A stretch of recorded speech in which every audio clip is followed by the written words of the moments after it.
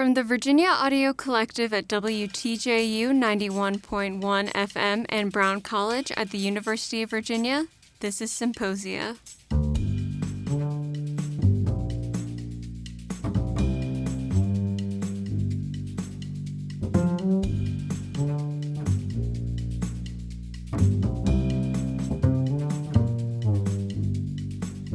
Welcome to another episode of Symposia. My name is Sage Tanguay, and once again, I'm joined by one of our lovely Brown College faculty fellows. I'm Benjamin Bernard, postdoctoral research associate, lecturer by courtesy in the Department of French, and of course a resident faculty fellow at Brown Residential College. Could you tell us a little bit about today's episode? I research and teach about European history, but French history is really my specialization. Paris is where I undertake the majority of my research. I've studied at universities there and spent pretty much half of the last 10 or 12 years living there. Today we're here to learn about UVA's relationship with France, from Professor Janet Horne, chair of the French department, and her French colleague Vincent Michelot, who over the years together have built UVA's study abroad program in Lyon, France. So I wanted to hear how they did it, why they did it. We'll also get a chance to hear from some students who have participated in the program. Although I'm certainly nowhere near being able to speak French, it was my language of study here at UVA. I have some family roots in the French-speaking world and grew up loving French music. Also, since French is the language of ballet, it was something I was familiar with through dance. What caused you to study French? Well, Sage, for starters, I don't have much of a kind of family connection to France, although some of my great-grandparents did live there for a time. I come from an upper-middle-class background, public schools, a private Ivy League university. More to the point, though, my parents and aunts and uncles, they all went to Paris at some point for their honeymoon. I think in American culture, France for a long time has represented romance and, of course, fashion and food, wine, literature and culture. In middle school, I had the choice between taking French or Spanish, and the professors explained that Spanish is a practical language for Americans, whereas French is sort of a language for the whimsical artists. So my friends and I all started to learn French, and we really started from scratch in the public school system and loved it. I also had great teachers. I mean, I liked every single one of them. Mademoiselle Turner, Kathleen Turner, at my high school was recognized as Massachusetts Teacher of the Year at one point. Well, without further ado, let's take a listen to the interview you conducted with these two leaders of cultural exchange. I'm here with Vincent Michelot, the Attaché for higher education at the French Embassy in the United States, and with Professor Janet Horne, the chair of the Department of French at the University of Virginia. Thank you both so much for being here and speaking with me today. Oh, it's a pleasure to be here. A pleasure. Thank you, Ben. The French scholar Gilbert Chinard, who left France in the early 1900s and ended up teaching at Princeton during the interwar years, wrote once of the mirage américain, the American mirage, that is the imaginary idea of what America represented to French expatriates. Can you tell us what drew you to study America in the beginning? What image did you have growing up in Clermont-Ferrand of the United States? Nothing drew me. The kind version was that I'm an accidental American in a way. I came to the United States first when I was 4 years old. And at the time, my father was a visiting professor at Wesleyan. Then the year after, he was a visiting professor at Yale. So I spent 2 years in between the ages of 4 and 6 in Connecticut. And that was the beginning of my career in American studies, American politics, American life. And then it was reinforced by the fact that from an early age I spoke English. And we kept going back. I mean, father went back to Wellesley College when I was 12, and we went back to California. And also, I thought that this was a hell of an interesting country. I was actually trained as a language teacher. I passed that French concours, a competitive examination, which is called the agrégation, to become a teacher of English. But I mean, I thought that was interesting, but there was a time when my wife confronted me and said, your heart is not where your work is or your PhD is. And I said, You're right, as usual. And so what research topics did you end up focusing on in politics? Can you tell us about the subjects that you've taken up in your Well, that's what brought me actually to books and UVA. articles? I wrote my PhD on U.S. Supreme Court appointments. And at the time, the authority on Supreme Court appointments was Professor Henry Abraham in the politics department here. And I was lucky enough to get a Fulbright scholarship. And I came to this campus in 1991 and stayed for a year. And I was here, and that's where we met. That's fantastic. Professor Janet Horne, I would love to ask you about your own cultural interpreting between France and America. What brought you on the opposite path from Vincent Michelot to France? Yes, it's really interesting because there's nothing at all natural about my my attachment to France. There's no reason. I am from Pittsburgh. I grew up in a family that spoke no other language than English. My mother had a German father, so I did hear German and tried to speak German. I wanted to study it, and she said she did not want to hear German in her house anymore. So my first exposure to French was in Catholic school through nuns. I later learned who were from an order that had fled France in the early 20th century, in the years leading up to the separation of church and state in 1905. And so they were les Filles du Saint-Esprit, and from Brittany. The order ended up in North America, where they were educating Francos and various other Catholic French Americans. And you. And me, unbeknownst to them. So I was kind of amazed when I realized that I was the unexpected result of a Catholic mission school in the United States. And then my first year in public school, 7th grade, I saw a woman pull up on a motorcycle in a black leather jacket, and I said to my friend, "Who's that?" And they said, "The French teacher." So somewhere between that combination of the Catholic and the secular, there I was. But I also had a French teacher in high school, and I want to say that I think those teachers in the secondary schools, they are the people who really can ignite a passion in young people. And unbeknownst to me, and I just reconnected with her recently, she now lives in Virginia and is still teaching. Wonderful. She's training future teachers. And she had come back from study abroad, and there was something, I didn't know that. I thought she was French. Her name was Madame Singer, Madame Singer, as it turns out. Cool. And I complimented her and said it was so amazing to have a native speaker of French when I was in high school. And she said, "Janet, listen to me. I'm from Queens." But all along, I thought she was French because she had posters and she exuded something.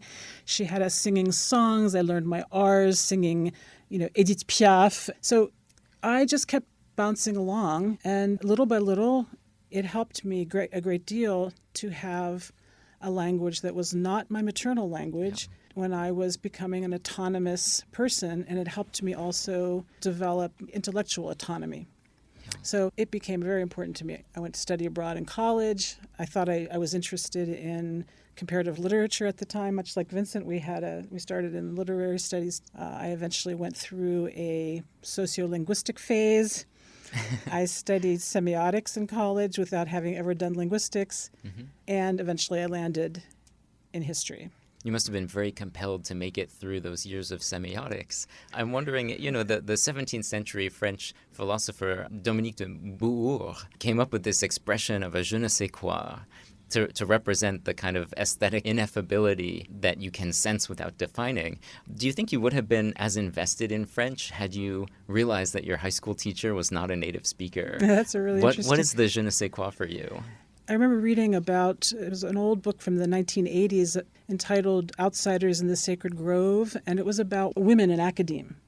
And there was something about girls studying languages and history and literature. There was a kind of transcendent capacity to these areas of study that allowed them to go beyond themselves. And they were searching, these girls, perhaps more than boys. That's the thesis, one of the theses of the authors. So that je ne sais quoi might have been the ability to sort of just go beyond the accidental circumstances of my birth and imagine myself, projecting myself into another culture, projecting myself into another historical time. And that was a space of creativity that I think helped me really structure myself inside. So if we fast forward to yesterday, the French ambassador to the United States, Philippe Etienne, before his speech in Thomas Jefferson's rotunda, bestowed upon you a chivalric order, the Ordre des Palmes Académiques, the Order of Academic Palms. Vincent Michelot, can you tell us about this order, about this honor? It's France's third highest civil honor, and it's specifically destined to reward and recognize the career of individuals in the academia at large, recognizing the merits of individuals who bring something very special to French-American relations. Janet Horne is one of them. I mean, she has worked tirelessly throughout her career in bringing the two countries together, in starting a conversation. This conversation can be rough, can be robust, can be full of sound and fury. And there's so many misunderstandings, so many cliches that we need to shoot down so that, we can speak on the same plane. Janet, can you tell us a little bit about the medal ceremony? Yeah, it's funny because I knew about the award. I mean, I knew about the distinction. But the actual moment of a ceremony is something very unique and very unexpected. It moved me to think about, well, first of all, in this beautiful room in the rotunda, looking back a little more closely and more publicly at my career, seeing my students in the audience. I could see they were proud, and colleagues, yes. And Vincent being there, that mattered so much because of our deep friendship. Yeah, it was kind of hard to keep my emotions in under control at times, and I was saying to myself over and over again, enjoy this, just let yourself enjoy this. And I noticed that the two of you, after the ceremony, shared a very special moment congratulating each other. Can you tell me a little bit about what was going through your mind after this happened? Well, simply 30 years of friendship, yeah, which come to a wonderful moment because I'm also part of those very traditional French people who believe in rituals. And, democracy should also have its rituals, and it's one of the most enlightening ones. It's not just, again, receiving a medal. It's what's behind the medal, and it's working together.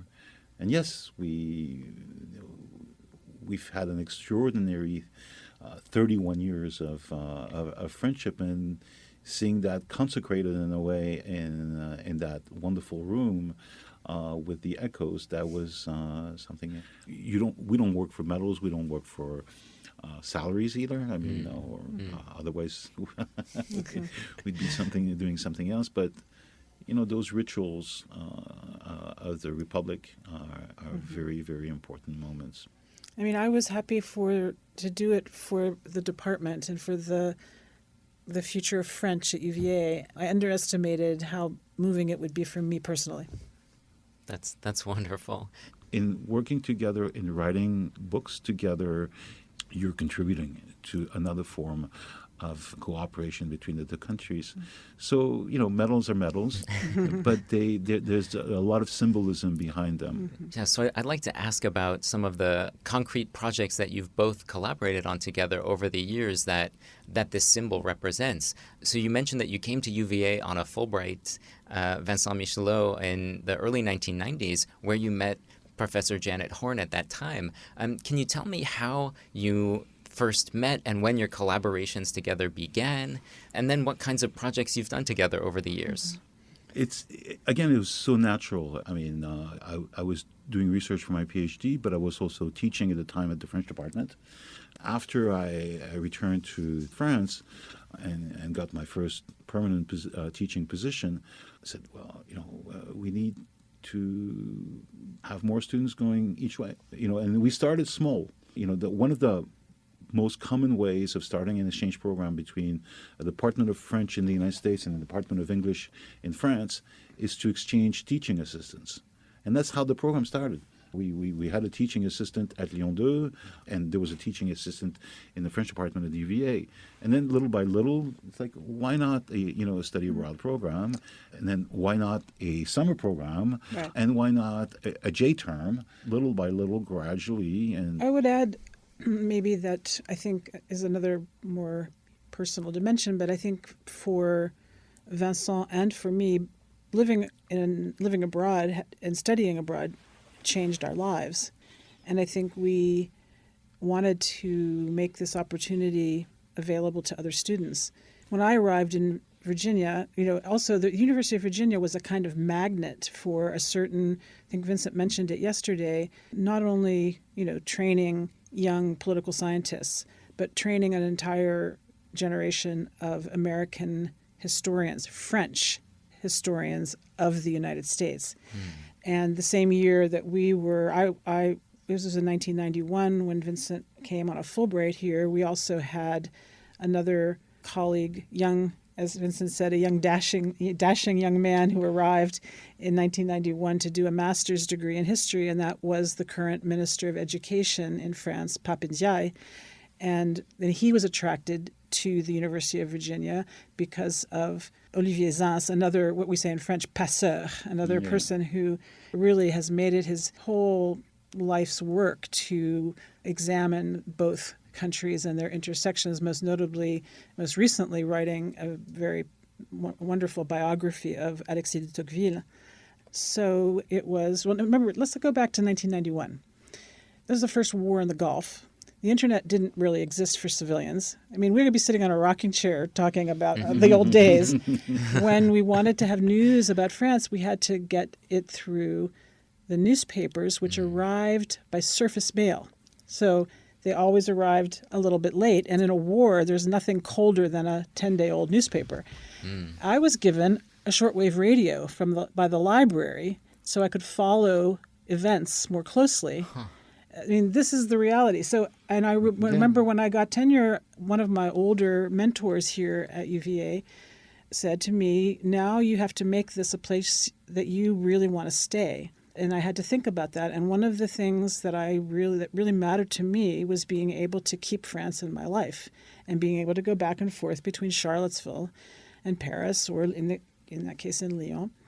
And this study abroad program was not just altruistic, it helped me maintain that connection to France. Amazing. And got me to go back. So it was both personal, it's all kind of interwoven. And it is natural, I think, as Vincent suggested.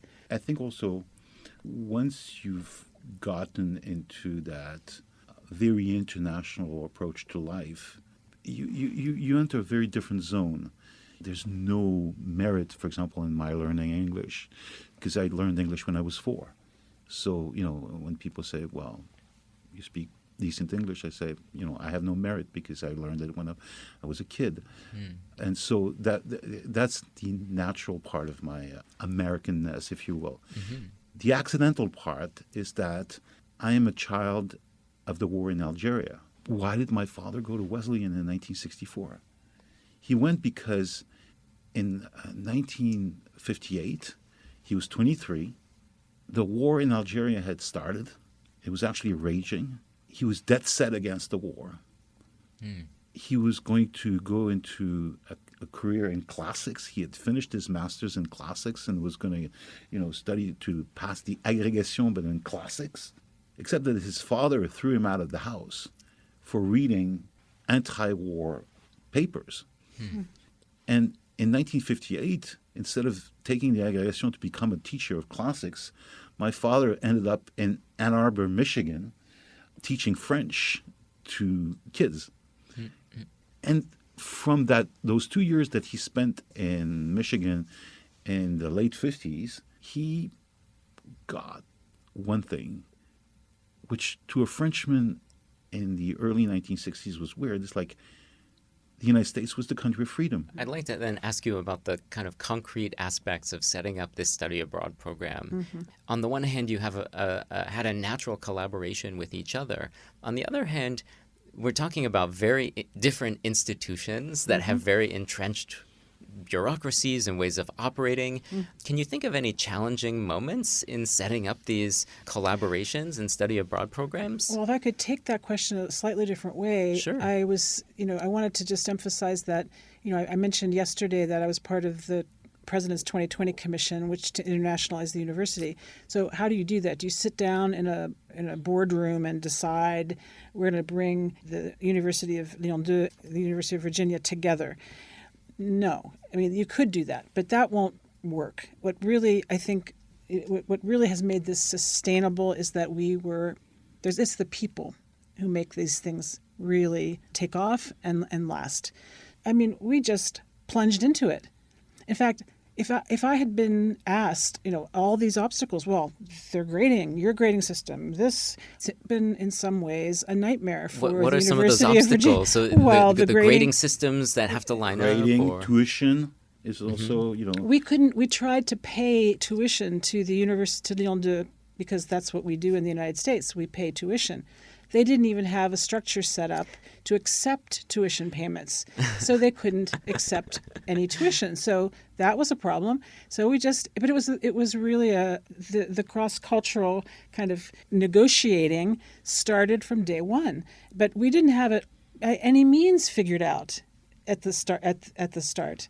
We just kind of went through it and tried and tackled each problem as they occurred. As it came up. And at the same time, I want to be very modest. It's not rocket science. It's like solving little problems one by one. It's saying, well, we can't pay tuition at Lyon 2, even if you're getting credit from Lyon 2 or from Sciences Po, from the School of Government. Well, why not, reciprocate? Instead of paying tuition, we have French students here. It's much better. Okay. Yeah, we asked, what do you want? What would make this work for you? So It's very diplomatic. And then the other Negotiation. thing that's absolutely fundamental to understand is that people like shining, very symmetrical objects. You're not going to run any kind of international program if you're in that mood. You have to accept that our systems are different, that we want something different from what American students or academics want from their students. So you have to accept those programs to be asymmetrical, not for a P, but, Yeah, it's all about negotiating difference. When students come here, it's a different healthcare system. When our students go there, I think they get an experience of what single-payer healthcare system is like. They get an experience often for the first time of what public transportation's like. So there's all of these differences, and that's part of the whole experience. What you really want to do is lift one by one all the obstacles that make it difficult for a larger group of students to go. And I want to insist on one point, which is that for quite a few students, both in Lyon and at UVA, going on a third year abroad or just a semester abroad is relatively natural because it's been part of the experience of their parents or, other kids in their generation. But for a lot of French students and for a lot of American students who are first-generation students, who are minority students, the idea of going to spend like a semester abroad in France is daunting. I have students whose English in France is very, very good, but they believe that kind of English that we teach in French would never allow them to be fully functional in a class in the United States.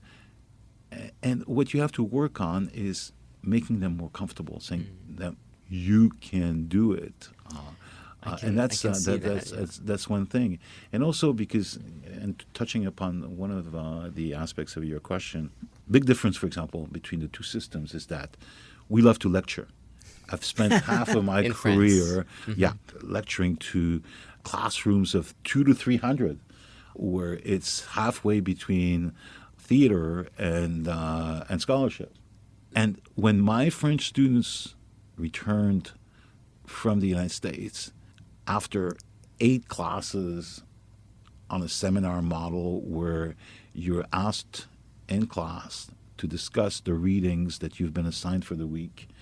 And the professor doesn't lecture much, but is more someone who organizes a conversation. One image that always struck me is that was used by a lot of my students is like they said, but it's academic Club Med. Because they Club thought Med, that you mean like a professors- resort? Yeah, Like it's because casual, you know or- they thought that the professor really didn't do much, and that there was too much attention paid to. Whereas our culture is one where the students have nothing really interesting to contribute to the conversation. Well, let's hear the converse side of this. I mean, first of all, Professor Janet Horne, how do you pitch studying in the French education system to American students? So the ambassador yesterday mentioned that there are about 1,000 students who have come back and forth between UVA and Lyon on the study abroad program. Why France? Why Lyon? And how do you prepare them for what they'll encounter when they get there? And I'll just add, when I have my students or mentees or family friends ask me about studying abroad in France, I always tell them, you can go to Paris, but you'll probably have a much easier time learning more French faster in a smaller city or a smaller town. So far, no one has taken my advice on this. I'm not sure I would have taken my own advice when I was a young person. So could you tell us a little bit about, why Lyon, why France, and what to do when they get there? Sure. I mean, I do think, though, that is part of the pitch I make to UVA students, is that if they study in Paris, chances, and especially now, I mean, it's changed quite a bit since I was their age, they will speak English. They'll hear English all over the place. In Lyon, it's less true. They have more of a chance. I mean, English is spoken, but it's a little bit slower pace. I think it's a great fit for a student from Charlottesville. One of the things I realized is that many of the students who study abroad have not lived in a major metropolitan area before. So part of their experience is just living in a city and learning how to have street smarts and things like that. The one thing that students, while they're French, usually gets substantially better the longer they stay. The one thing, though, that is across the board, something I've noticed, they come back with greater self-confidence and usually better haircuts. No, but the self-confidence part is a really big thing because they have confronted problems and they're really on their own. And it's only through getting through those difficulties and the whole curve of, I'm going to France, it's fantastic, and then they have a problem because the high won't last, and they will be criticized or they'll feel infantilized because they can't express themselves the way they would normally in English. Anyway, there are lots of just real life situations that occur that are challenging. And it's getting through those moments that really does build you as a person. And so they come back with greater self-confidence. Thank you both so much, Vincent Michelot and Professor Janet Horne. It's been lovely to speak with you both. And I look forward to these wonderful developments, both in the French state's investment in higher education and, of course, our own departmental growth and change here at UVA. Yes, I do too, Ben. Thank you so much. It was a great pleasure. Thank you. Yes, thank you. It was really nice to not only learn about how they had developed this wide range of programs, but also to hear about their extremely personal connections to each other and the matter of cultural exchange between the United States and France. The reasons why Janet was drawn to France and Vincent to America can maybe still speak to students today and help them think about adding new places to their repertoire. Let's take a listen now to two current UVA students who have participated in the Lyon exchange program. Like every student who goes through such an experience, both of them have their own unique relationship to the French language and international study. My name's Mann. I'm a fourth year at UVA, and I major in English and French. I went to Lyon this past fall, so that would have been like tail end of August, which was intimidating because I had a whole summer to anticipate leaving the U.S., which was the first time I had ever done that at all. Hi, I'm Michelle. I'm a third year studying history and French. When was the first time that you started studying French? I started studying My first year, just right at UVA. I studied Latin in high school, so coming to start a new language here was definitely a new challenge, but it's been really fun so far. Well, since college, somehow I avoided it in high school, and then I had to like get it in at the end, so I took like summer classes online. And I don't know, I regret it a little bit, but I think I made up for it in college. That is so interesting. Now I'm obsessed with I want to learn more. Yeah. Do you know why you were resistant to language learning? It's scary to learn a language. It's really scary. It's not just a whole new vocabulary, it's a whole new way of thinking. And especially to an unmotivated student like myself for a long time, it's too much work, It's like, ugh, I gotta learn this whole new way to think. That sucks. What first attracted you to the study of French? I've always kind of liked the language. It's the way it sounded is always kind of fun with like the different pronunciations, and my family has some connection to France. I know my family originates from kind of the Alsace region on my dad's side, and then my mom's father's parents, so my great-grandfather, are from France. So I have a couple family connections to there, so it's something that I think I kind of wanted to be able to learn, to feel more connected to my family, but also I just like the language, and it was fun. I say sometimes that my family really is my cultural connection to France. They're big Francophiles, but they're not at all Francophones. They don't really speak a word of the language. And that was funny when they visited me in France to I guess, witness that firsthand. But so I've always been attuned to I guess, more the French aesthetic because I didn't really know much about the French culture. So I don't know. What's a French mascot? Like a rooster? We lived in a French sort of Louisiana-styled house as a kid. And so the roots were sort of there, but I didn't have any real connection to the language until I got into college. In high school, I read Camus, in English, of course, and I kind of liked it. I read The Stranger, as everyone I think does in high school. And then I realized, oh, he's French. Interesting. Wonder what that's like. And so that was my first, I guess, introduction to culture and literature, French literature. But again, I didn't go back and explore him until I was in college and was studying French. How did you decide to then study abroad? So it was the next step in my studies. It was an excuse. I always wanted to explore another country. I wanted to get out of the United States, to go abroad. Everyone tells you when you're in a language, you won't learn it just in class. You have to go and be immersed in the culture. And I found that was true. You sort of passively absorb the language just when it's all around you, when it's the language of the environment that you're in. Whereas it's amazing how much you miss when you just rely on English every day. It was scary, but I was excited. It was a scary adventure. It was a fun, scary adventure.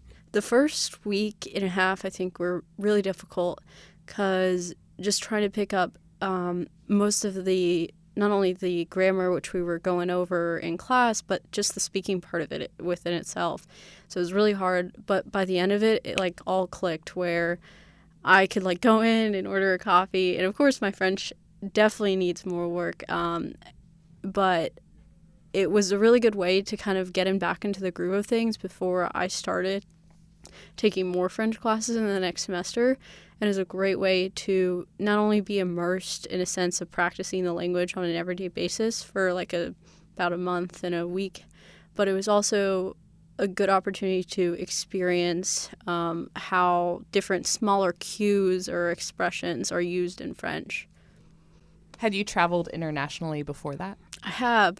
I guess my most recent place I've traveled would have been Italy, which I did I think my sophomore year, and then I've been to Israel, and my dad was born in Switzerland, so we went to visit his family there, but that was way back when, and I've been to Greece as well. How did this experience compare to those times? Yeah, so definitely different. Certain parts, so Lyon being in kind of the eastern part, a little bit in the south of France, is very close to Switzerland. So one of the things we got to check out was Horne, which is like this beautiful like lake region with all these like mountains that you can see in the distance, and you can see like Mont Blanc. And one of the free weekends, I got to check out Chamonix, which is like a little ski town, and it's really, really quite cool to go hiking around there. So that was kind of close to Switzerland. On the other side, a lot of the older towns, so within Lyon, you had like the Vieux-Lyon, which is like the older part of the city. And that was pretty much closer to like Florence or things you would see in Italy, because a lot of the streets are more narrow, and like you have that traditional like by the river. So it's a lot more kind of very interesting in a way. But more of the newer part of the town in Bayville, so like kind of the center part of the city, is a lot more modern, where they have these very elaborate and fancy shops on the bottom, and then on the top you can tell they're older architecture. And this is actually closer to what I think I saw in Israel, where within Jerusalem and kind of like the outskirts of the city, you have a lot more newer buildings that are on the bottom, and then you kind of have the older ones, which are like now the apartments and everything. So that was really cool to see the contrast. Obviously, jumping into a different culture is going to come with some challenges. Could you describe some of the more difficult aspects of going to France? I flew in to the airport, which is like a lot of airports far from the city, and had to figure out how to get there on a train. Trying to stay awake because of the jet lag was terrible. Showed up in the middle of this European city. Everything was strange. I had 2 very heavy suitcases with me and nowhere to stay for, the next 6 hours. So I just sort of, walked down the street with my big suitcases looking like the biggest tourist. My phone service didn't work. Couldn't figure out how to get that to work. I was trying to geolocate myself on this paper map. But you ever used a paper map? It's awful. Our phones are so much better. There were only a few students in our university's, in UVA's program, and I met up with them at the hotel we were staying at. So, but again, those first couple hours were sketchy. Do you remember a moment when you were like, "Oh, I'm getting this"? So I was prepared to a certain extent. I knew what to expect, just on a surface level. So it wasn't. I don't want to say that I ever really was culture shocked, as I would have been if I went to Japan or something, speaking no Japanese. And I don't know that it ever really clicked. I think when you go to another country, you have certain expectations, and all those are all positively valence. Like, oh, I'm going to go there and I'm going to eat the best food. I can't wait to eat this croissant and stuff. When you get there, it becomes a much more ambivalent experience. You understand the good of the culture and how that comes along with the bad. And I think you're doing it right if you're doing it that way. I think that's a healthy way to experience the culture. I'm not like, I don't come back from France waxing poetically about how much better the French are than the U.S. than Americans. They do some things better and they do some things worse. For me, it was struggling to remember the vocab, to remember what to use, to remember how to use it properly. And the good thing about the program is I got to work with the teachers there for their office hours, so that was really helpful because I went a couple times and it was good to just like go over some of the parts that I didn't remember, the parts that I hadn't reviewed in a long time. So most people going into the program went or had just taken French, so they were very familiar with that, which is good. So also being able to practice with my peers was very helpful because they would like give me little corrections, and that really helped a lot. And the homework too, just like going over everything that we learned that day. And I think just being there and being able to practice and seeing what came across that people actually understood was the most helpful, because then it was like you could pick out the little things like, oh, it's not pronounced like this, it's pronounced like that. So like very minor things that you can kind of chivvy out. I went there, of course, to learn the language, but you're not prepared, I think, for the social life. It's different. How so? The French, they like to sort of congregate in little groups outside of the university or whatever and smoke cigarettes and gossip. that can be a bit intimidating. It's hard to sort of penetrate those groups. You have to, in a weird way. I didn't as much as I would have liked to. I was lucky to find a pretty big group of international students that came from all over the place, and that was good.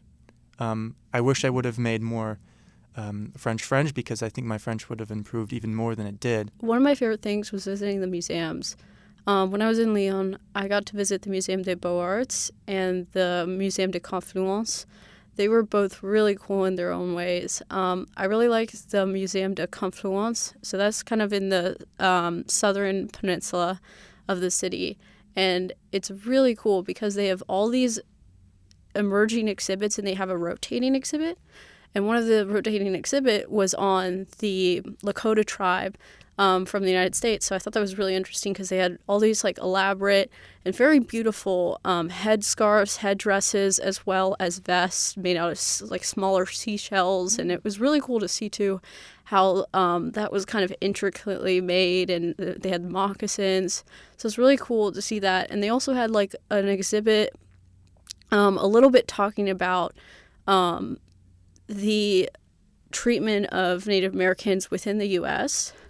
So it was very interesting to hear and read about that from the French perspective, especially considering it's something that they're looking out onto. But France within itself has its own like colonial past. So it was really, really interesting to like see how they portray our own like nation and then kind of that matter, but kind of parallel that to what they also have a history with. So that was quite interesting to see.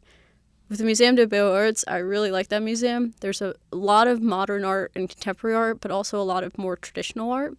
So you have like a bunch of statues and like lions, and like they do have an Egyptian exhibit that has a lot of very interesting things, like these jeweled beetles on display, which are kind of cool. How was transitioning back to living in the United States? It came back surprisingly quickly. I'll give you a little anecdote. I was in France, and no one really talks about work culture there, at least not in my circle of students. I was never really asked a question like that I get asked every time I tell someone I'm an English major. Like, oh, what do you want to do with that? Like, I don't know. I'm an English major. No, I want to go to more school. I want to, this is obviously not my end goal. Is usually where that conversation goes. In France, you tell them what you do, and they're like, oh, cool. End of conversation. And then it goes on to just whatever, fun conversations. And there's more of a culture of let's go out after class, let's go out after work to a cafe, to a bar, grab a coffee or a beer, and just sort of enjoying each other's company. Politics can be discussed as well, but there's not like the pressure to talk about your career and work. And when I came back to the U.S., and not even actually before I even got to the U.S., I'm in Charles de Gaulle Airport, and the two guys behind me are obviously American. They're from like D.C. or they're in the DOD or something, and they're talking about like how Stephanie in HR is giving them a hard time. And so it was just it was a colleague conversation, of course, but that was actually a reverse culture shock. I don't know if you hear about this a lot, but the whiplash of coming back to the U.S. and thinking like, oh, my life seems a little strange now, having experienced another perspective. And then, when I came back to the U.S., it was like when I would hang out with my friends, like, oh, where are you working? Like, I've been back for a week. I'm living. I'm living. I don't know. I mean, for one thing, the French have a very fleshed out retirement and pension system. Everyone is pretty sure. I mean, now it's a little, who knows now, with the protests, but everyone is sure that at a certain age they're going to retire and live comfortably. Whereas in the U.S., that's tied to how well we perform over our career a little bit more, and so there is more pressure to think about career when your retirement's on the line. But it's also, in the U.S., we have the culture of overachieving. Through the course of our conversation, both students insisted they wanted to return to France. And Michelle has actually already gone back since her time in Lyon. Yes. I applied for the J term in Paris, so that was really cool. That was only a 2-week program, but it was a really good way to kind of explore like the main claws of France, the main like the City of Lights. So it was really, really cool to get to explore the city and to learn about the history of the city within itself. Do you think you'll go back to France again? I hope so, but I'm not sure when. But there's definitely a lot of different places I want to visit. One of them being I want to go to Chateau Thierry. I don't think I pronounced that right, but it's where they had the Battle of Bella Woods during the First World War for the Marine Corps. So I really want to be able to go there and kind of learn more about the history within that own battle. And then there's definitely like other parts, like I've never been to the south of France, so getting to visit Nice and like the other cities in the south as well, or like Toulouse and like even Dijon for the mustard. So definitely would like to go back some point, but not sure when. Finally, I asked them what they would say to another student who was considering going abroad. Do it. Do it. It's really fun. It's an adventure. It's such an amazing opportunity to, if you can afford it and you can make it work for you, I think you should definitely do it. Do it. Yeah, like definitely like don't feel intimidated. If you feel like you don't know enough of the language, because you'll definitely pick up more, even if you're like not sure where, or you don't really know much. Definitely try it out, because one thing is that I appreciate about it is it really humbles you. And with that, in a sense, you're able to learn more because you're more open to receiving things than if you kind of go in with a perception that, I know. So it is good to be humble about it and really be open. And a lot of my friends were able to study abroad as well, and just hearing their stories, one of my friends went to like Jordan and another one like Morocco, and getting to hear like what they experienced is really interesting as well. And you gain like a sense of like really gratitude for being able to take this experience and then like see how that really impacts you later on. I think probably like 20, 30 years down the line, you'll be like, oh, I remember when. So it definitely is fun, and don't feel intimidated. Go for it. It's a great way to learn more. Some pretty glowing reviews there. To finish up, Ben, will you tell us about your first experience in France? When I first went to France, it was on a summer study abroad program in college. And the night before our student accommodations opened at the Cité Universitaire, this kind of massive student housing complex in the far south of the city of Paris, I was crashing for a night with a college friend of my brother's. And so when I got off the plane, he basically said to me, this is a French cheese plate. Here's a steak. We're going out. Get ready. And he took me to this fabulous party. Someone's parents ran a kind of designer showroom for one of the luxury fashion houses, maybe Yves Saint Laurent or something like that. And so the students all kind of met up there on the Rue Saint-Honoré, a street name that I remembered because in Victor Hugo's novel Les Miserables, the character Marius takes this street to get to the barricades in the urban uprisings of the 1830s. So it was at this kind of party, my first night in Paris, that I was hit hard by the realization that to study a language in a classroom and to sort of master the vocab and the grammar is one thing, but then to be a kind of confident and charming cocktail party guest in another language requires a lot more practice. It certainly, you have to build on those baseline skills that you mastered in the classroom, but it also requires a much higher level of facility with the language. Of course, despite this image that Americans have in our popular imagination, France, of course, has social inequalities, it has poverty, it has internal divisions and diversity of all kinds. And it's easy to forget that it's not all haute couture designer showroom lofts, right? Heavy industry, manufacturing, these are still major players there. And you might have heard of the car companies Peugeot or Renault, which are still popular. I learned much more about this side of things after college, back in Paris working for a global company that was in the cable and fiber optic industry that was headquartered in Paris.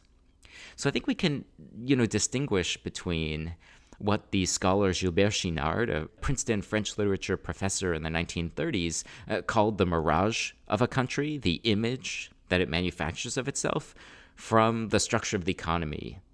Yet at some point, I think we start to see that the mirage becomes a reality. So Paris is still one of the most visited cities in the world. Tourism makes up something like 7 to 10% of the country's GDP. And if we add to that fashion and luxury products and, food and wine, these account for a major proportion of the economy there. For me, I'd say, going back to my first encounter with